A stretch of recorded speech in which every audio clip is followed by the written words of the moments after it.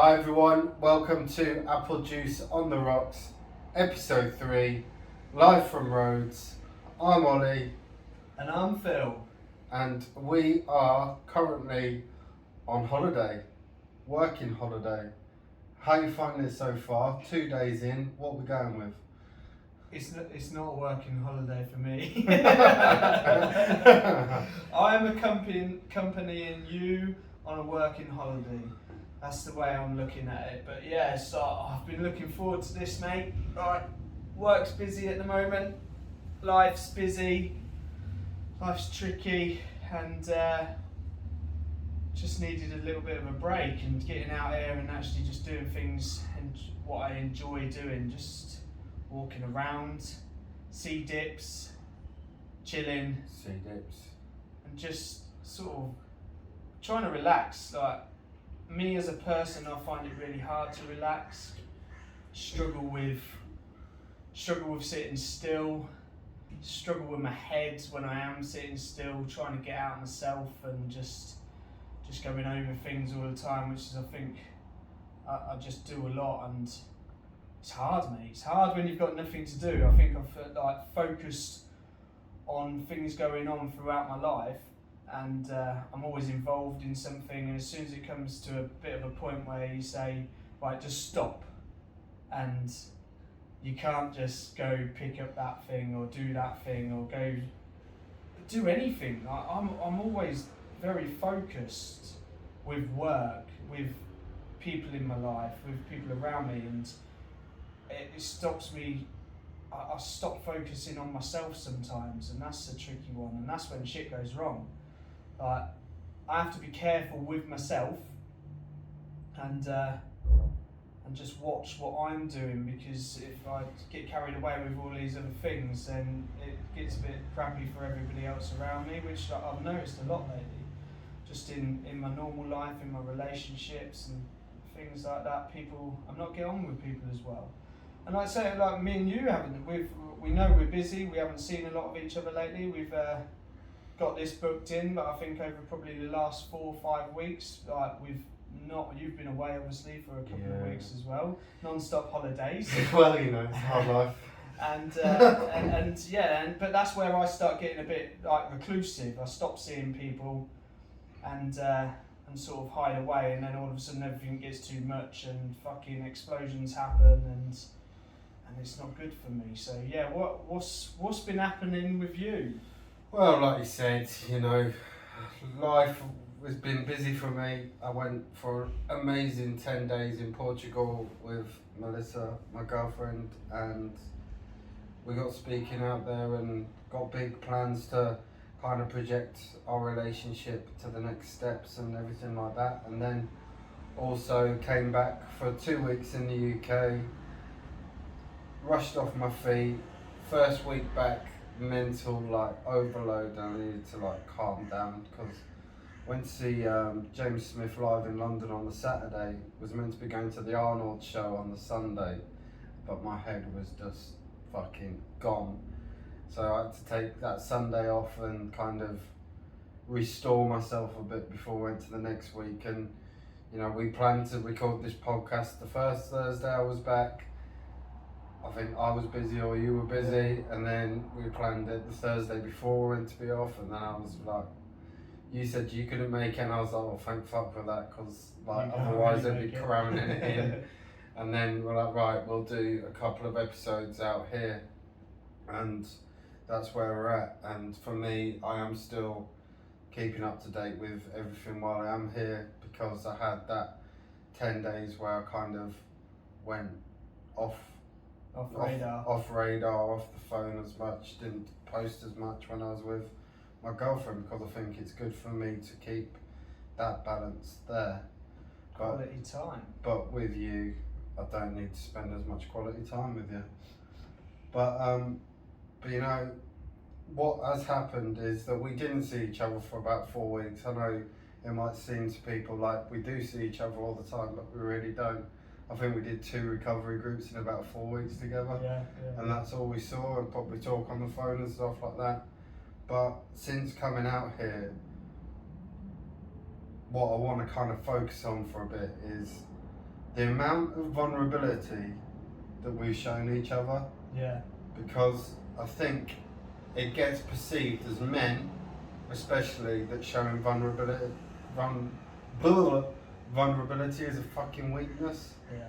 And the amount, even in the short period of time, what we're on day 2 now, that we sat down and not only have we shown vulnerability about what's going on in the future, we've also kind of talked to each other straight about it and said, like, this is going on, this is going on. But like, we are, I'd say, modern men.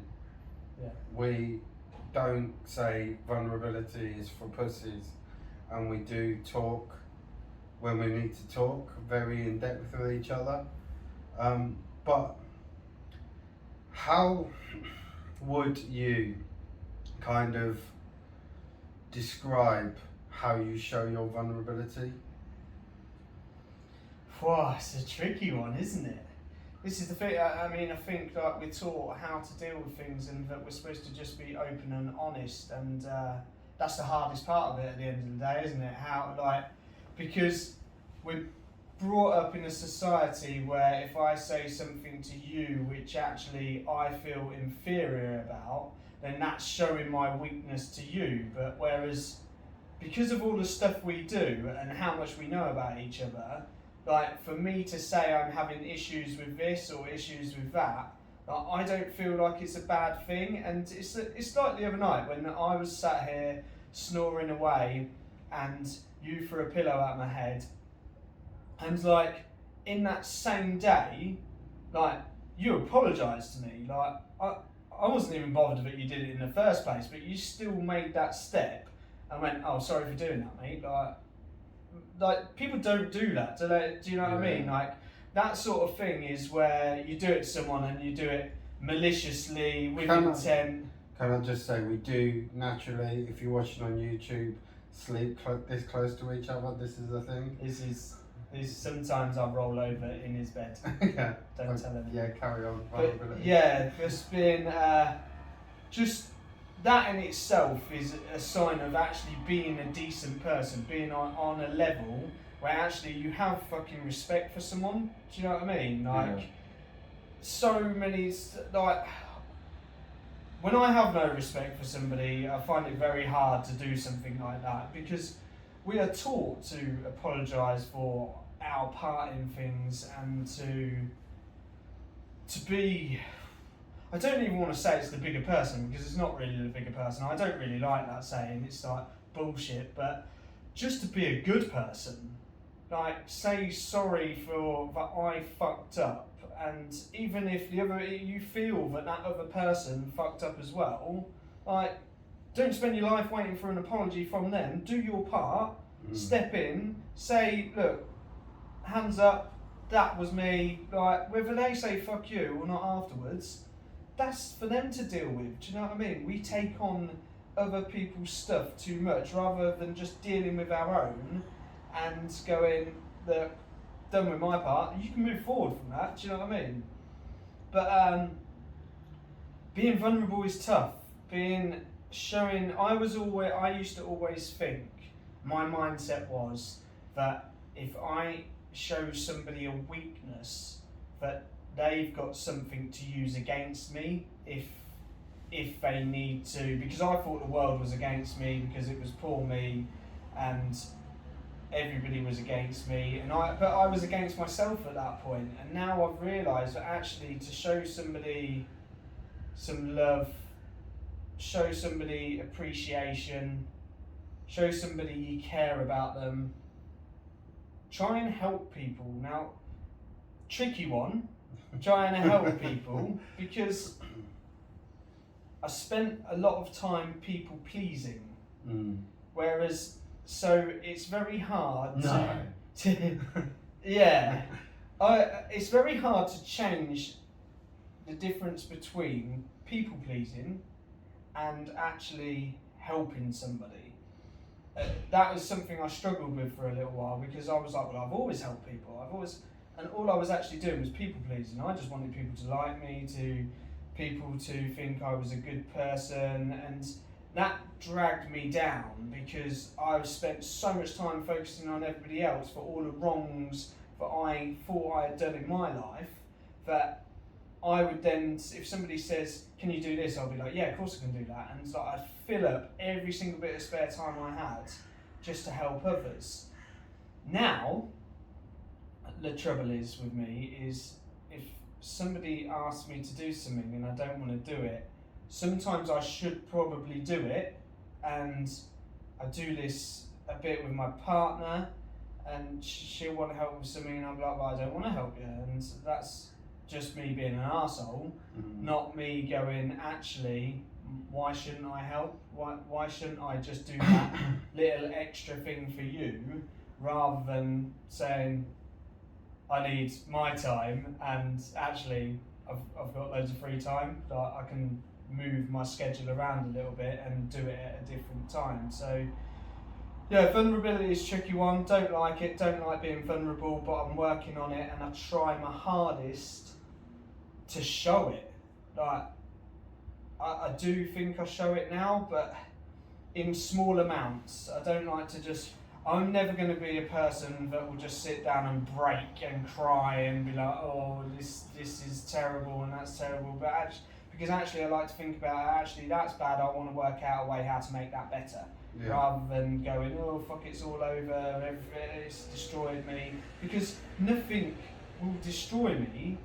It just gives me a challenge to make it work either in my favour or be a better situation than what it is, or actually just fucking forget about it and move on.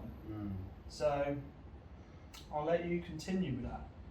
Well, I think, like, for us personally, is that when we're together, we can, I think, when you're showing vulnerability, it needs to be matched by somebody else. Yeah. So if you show, for me anyway, I can get more vulnerable with someone the more they're willing to come in with me. Yeah. If they're shutting up shop, yeah, with their emotions, I kind of just go, right, I'm not going any more than this. And it's having that level of trust with someone to go, you know what, I'm really struggling with this, and I learn best from vulnerability if I get shared experiences.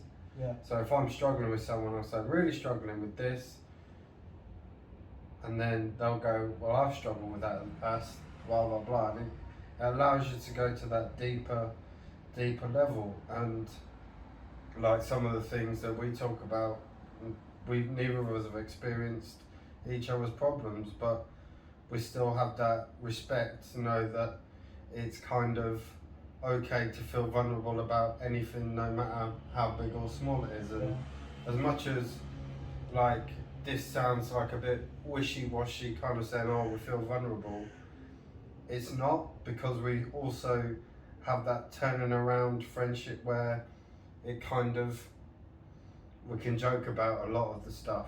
Like, we can have a conversation going, I'm vulnerable about that. 30 minutes down the line, I'm taking the piss out of you for that thing that you've just come to me personally. and that's the way we work it. So, you know, people like the big hard macho geezer kind of thing will be like, oh, vulnerability is for pussies or whatever like that.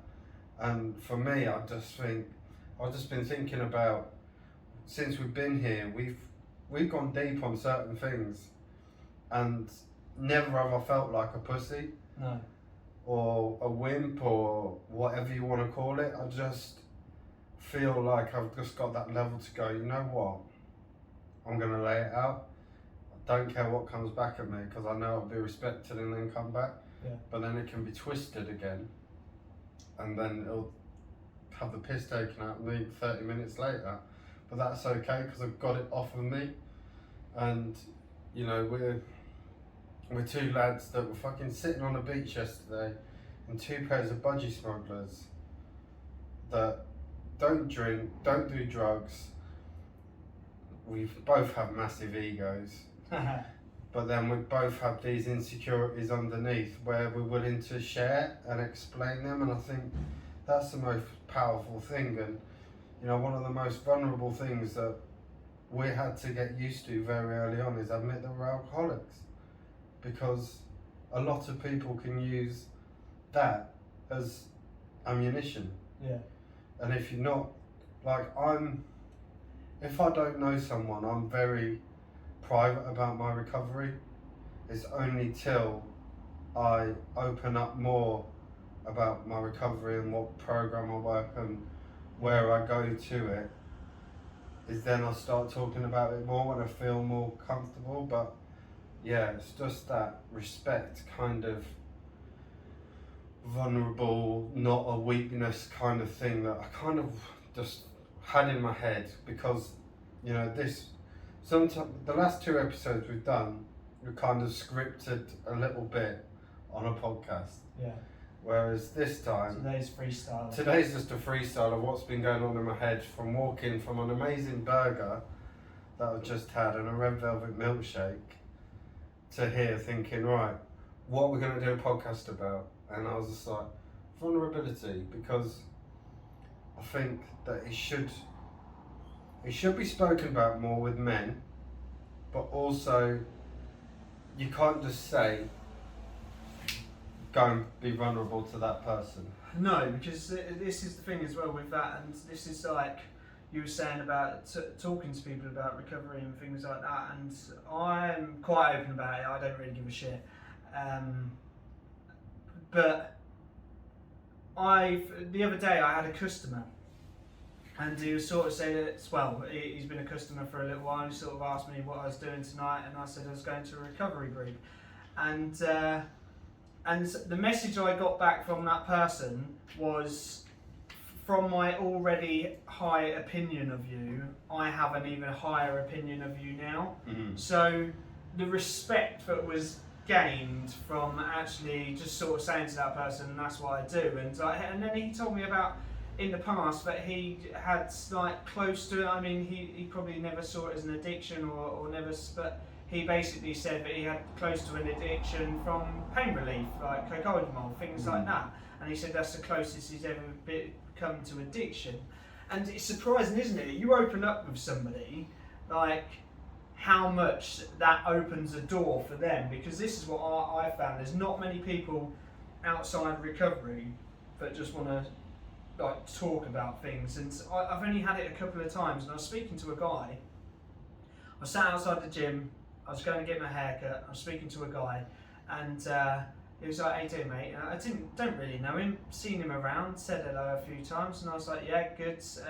How about you?" And he started to say, "Oh, I'm struggling a bit with this, that," and I think he's probably seen the stuff I put on Instagram and things like that.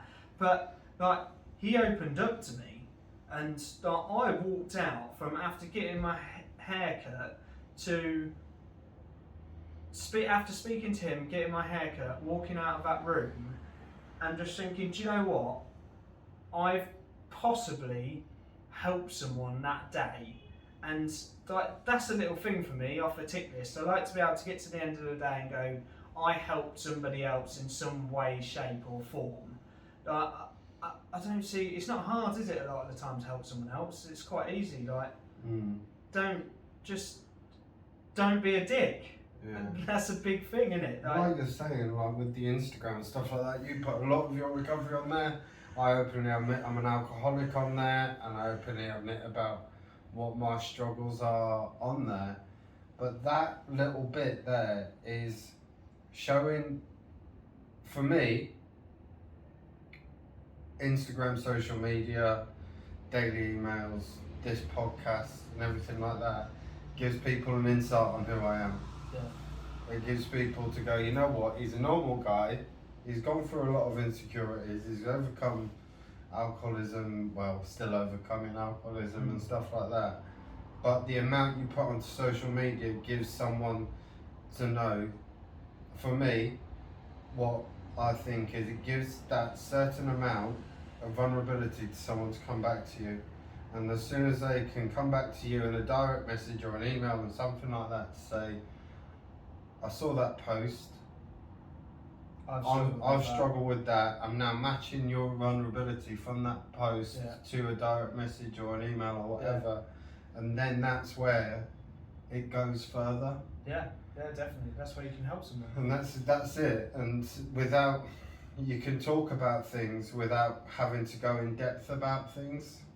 And if you're a person that has a lot of layers, like a lot of people do, that you need to strip them back. And you know, we talked to, like, you went to rehab and stuff like that, and I've spoken to people who have gone to see kind of like medical psychiatrists or therapists or whatever it is that they call them, but they found it hard because they feel like they have to go and talk to a person that's paid to talk to them, not because they want to talk to them. Yeah.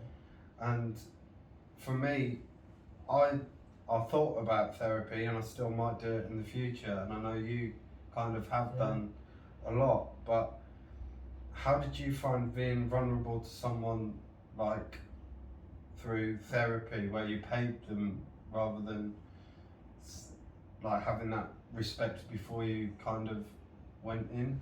See, so when I first started seeing my counsellor, basically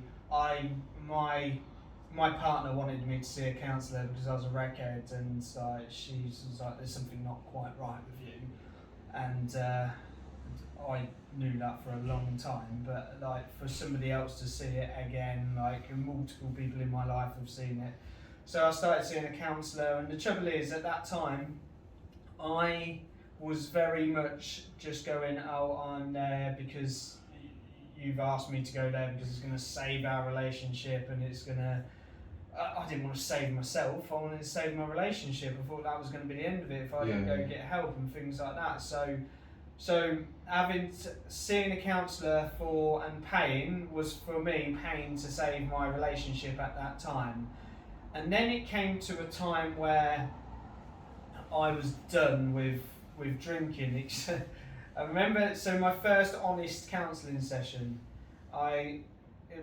my counselling sessions were at 8 o'clock in the morning. They were over Zoom. It was lockdown.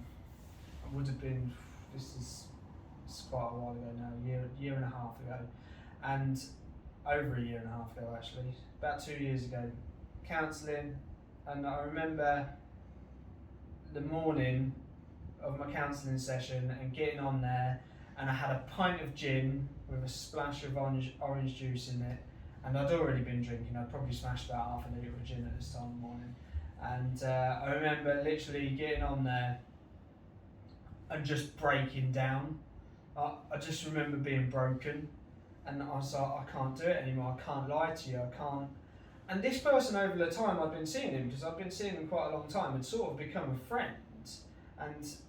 But because of how manipulative I am as a person and how good a liar I was as a person, he was fucking shocked to see this me compared to, "Hi, I'm Phil, everything's okay, let's get on with today. And yeah, you're right, we'll just dabble in a touch of this area and a touch of that area. Nothing too deep, because I don't want you to know how fucked up I really am." But it's sort of become a mate that I paid to speak to. So I think that was the bonus. And then how long were you seeing them before this point? Probably 6-7 months. What was that, weekly? Once a week, 6 or 7 months, £40 a session. Quite a lot of money to be paid for somebody to be your friend. And not telling the truth of what I was actually there for. So it took a long time for him to get an insight of me being a broken human being, and actually realising that I needed fixing. And then after, I carried on seeing him for another 7-8 months into my recovery, and dealing with things that I don't necessarily talk about in recovery. I do talk about most things in recovery, and but I think to get a bit more in depth, because same situation, I don't necessarily get a response from a therapist. I talk to him and he might give suggestions or tell me why I may think this or may think that, but a therapy session, and I do believe in therapy if you're going to be open and honest about actually what you're doing, they do help. It's a way for you to unload, to learn how to deal with things in certain ways, how to react to thoughts, feelings, maybe even get a another person's point of view to why you might be actually thinking like that. Why do I think that my parents don't love me? Why do I think that they didn't want me around and all that sort of shit? Do you know what I mean? Like, actually, none of them things are true, but and to be able to actually look at that and go, look at the reasons why I thought these things, and then actually be told that actually, have you ever thought that maybe they was just dealing with some shit and you wasn't like the issue and stuff like that? Because everybody is dealing with something, aren't they? Like, we can't. It's so hard, and I do it. I take the piss out of people and stuff like that, and what they're doing. And it's like this morning, we see the guy walking down the street, singing his head off, and not that we took the piss out of him, but actually I think we both thought he's fucking living the dream, because that's the thing where he's like, I don't care. I mean, he might have been off his nut, but it could have also been, this is the thing, we don't actually know, could have been off his face, could have actually just been going, I fucking love life, this is what I want to do, I don't care what anyone around me thinks, so I'm just going to do my thing and sing whatever song it was. Saturdays. Top of his voice. Having a belter, like, it's hard, isn't it? And but some people, you look at somebody like that and go fucking cracked. Like, you don't take into account that actually he might just be really happy, and I want that level of happiness. Right? Do you know what I mean? So it's you haven't actually done therapy, have you? I've not done it, no, but I kind of, for me, I get, because my journey in recovery, I have changed the man in my corner, as it was, and you know, I kind of, as soon as I got another guy on board that's helping me out, that's really, I've been able to go really, really deep with him, is where I've started to see a lot of change. And like my first 10 months of recovery, I think I was a bit like you were kind of describing with your therapist. I was telling people enough to know that I'm not quite alright, but not having that ability to go full plunge deep. And like, since I changed like my sponsor, I've been able to kind of have that deeper, more rooted kind of understanding of kind of why I am a little bit more like I am and everything like that. So for me, even though I've not tried it yet, my mum thinks it's a good idea for me. The problem I have with therapy, for me personally, is that there's so many different types of therapy that I don't really know which one I would be suited to. And at the moment, I've learned so much over the past year by revisiting a lot of my recovery work that I think sometimes as well, we've done this when we've been to sobriety conventions and stuff like that, you can OD on, you can kind of too much, get so much on self-work that you can OD on it. Especially, you can actually have the opposite effect. You feel a bit shit about it, don't you? Or fucking mentally, emotionally fucking unstable because you've just tried to deal with too many things at once, and it just brings you down. Like, it can do. So as much as like it's really good to be able to have that level of going deep on yourself, I also need somebody quite strong to say, that's enough for now, have a break, then we'll go again. Because I can just get wrapped up in going, but then I'm going down this loophole, but why am I feeling like this? And I'm fucking trying to pinpoint certain emotions, certain things, and I was like, and I want to fix it all instantly, which a lot of the time, a lot of self-work is patience and sitting with emotions. Sitting with yourself. Sitting with yourself, sitting with emotions. Dealing with what comes up. Waiting for all the answers. And then you're like, well, why didn't I know that all along? Amazing how many times that you just sit there and then all of a sudden something happens and you're like, that's why. That is why I didn't do that, or why I didn't do this. And it's sometimes that is the thing. This is the main thing we have to learn is patience, because I've never had any. I still, in certain things in life, when it comes to work, if it's like, people say to me, "Oh, why don't you have an apprentice?" And I'm like, "Because I'll fucking kill him." Because in that area of my life, I still haven't found the sweet spot. I don't know how to control the fact that basically somebody isn't doing something as quickly, the same way, like, and it just drives me mental. I just like do it the way I would, because you're supposed to know that, because you're fucking psychic, and do it in the same time frame as I would, even though you've never done it before, and do it as good as I'm going to do, even though you've never done it before. And then I get shitty about it, and then afterwards I take a step back and I'm like, this is where I struggle with an apology, because I won't apologise. I'll just go, "You're a cunt." and that's hard, isn't it? It's hard to have patience. And like some of the things I'm moving into now in what I've got to do, what I want to do in life, that requires massive patience. And that's why I can fuck it up sometimes, because I don't have the patience there. I don't have the patience in my relationship. I don't have the patience in my work. The only person I've found a little bit patience with so far is myself. Albus? And yeah, sometimes like Albie can. It depends on this is the thing. One day I can be super patient with him. The next day I'm like, I just want to beat you. I don't beat him, by the way, but that's how it makes you feel. It's just like things were going on, and you like. For anyone that's new to listening, Albie is his son. It's not a dog. He's 5. He's 5, and I love him to pieces. But there's days where you want to kick your kids,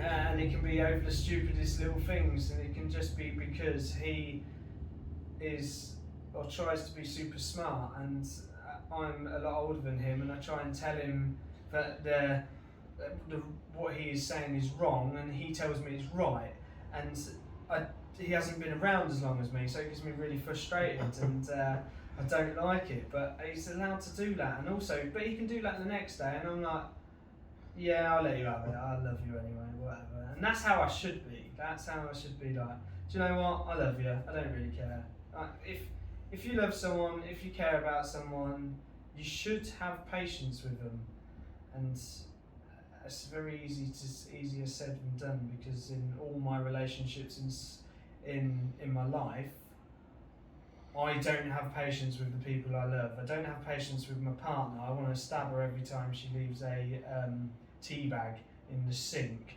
I don't have patience with my child just because he runs in the house with his shoes on. I don't have patience with my dad. I've worked with him for a lot of years. He's now 69 years old. He's still like trudging on in life, and he rings me up because he doesn't know how to work his computer, and I don't want to help him because I haven't got the patience, because I just lose my shit about it. But fuck me, man, you're making me sound zen as fuck. Are better. Them things are a lot better now than they ever have been in my life, because I practice certain things and I don't carry boxing gloves around with me. But what is your patience is pretty good, isn't it? Yeah,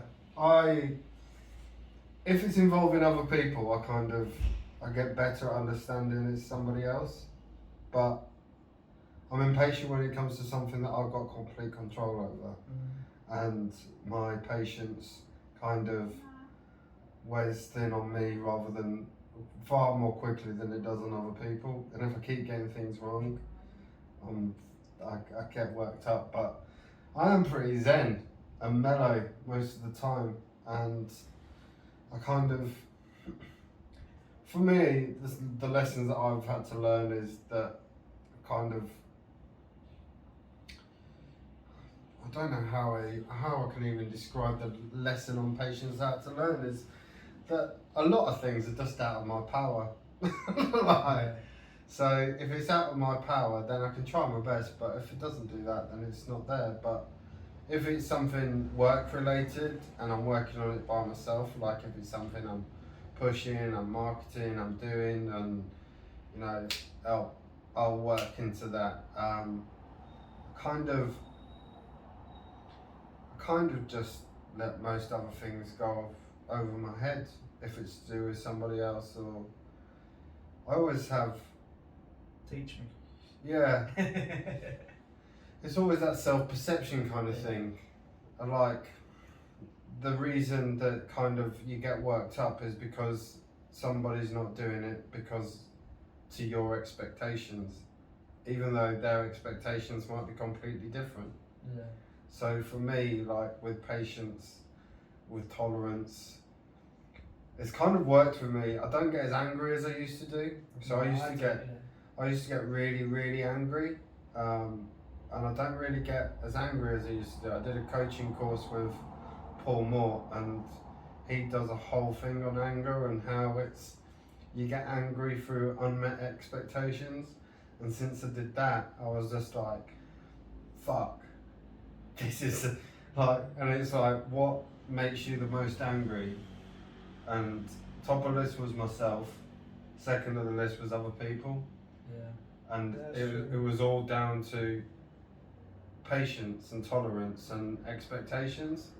So by lowering my expectations, it's then giving me more patience and I don't get as angry.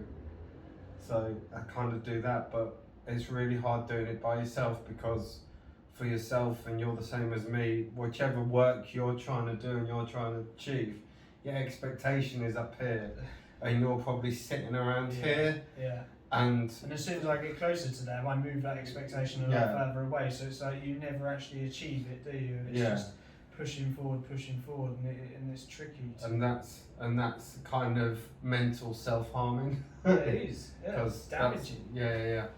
It is damaging. But what time are we rolling with, man?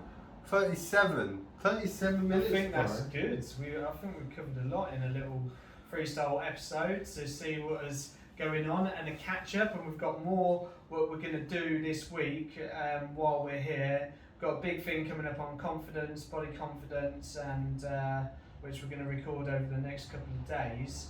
Get that out. We'll pick our car up tomorrow. We've got a Citroen C3 Automatic, so that'll be fun. We're going to travel some more of Rhodes Island.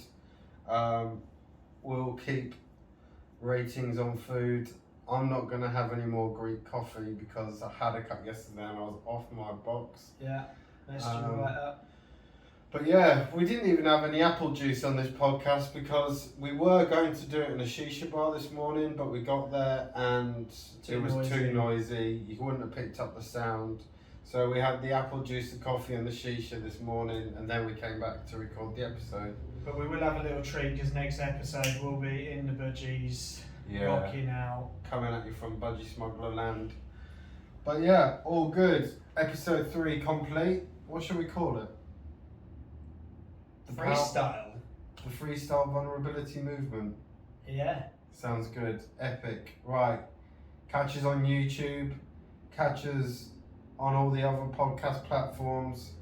Catch Phil at Instagram. My Life on Life's Terms. Catch me on Instagram at Ollie Peg. Catch me on Facebook at Ollie Peg Becoming You. I don't do Facebook. Well, Phil, I do, but Phil doesn't do Facebook.